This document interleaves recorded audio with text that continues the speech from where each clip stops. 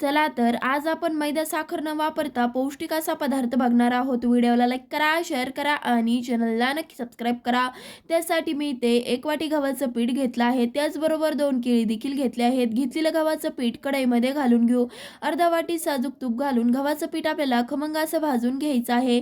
पीठ भाजून झाल्यावरती 2 चमचे रवा घालून रवा देखील भाजून घेऊ. आता एका पातेल्यामध्ये 1 वाटी गूळ आणि 1 वाटी पाणी घालून गूळ विरघळवून घ्यायचं आहे. गूळ विरघळवून झाल्यावरती भाजून घेतलेल्या पिठामध्ये आपल्याला घेतलेली केळी घालून केळी स्मॅश करून घ्यायची आहे. केळी स्मॅश करून झाल्यावरती जो आपण बनवून घेतलेला गुळाचा पाक होता तो घालून घेऊ. 2 चमचे सुक्या खोबऱ्याचा कीस घालून मिक्स करून घेऊ.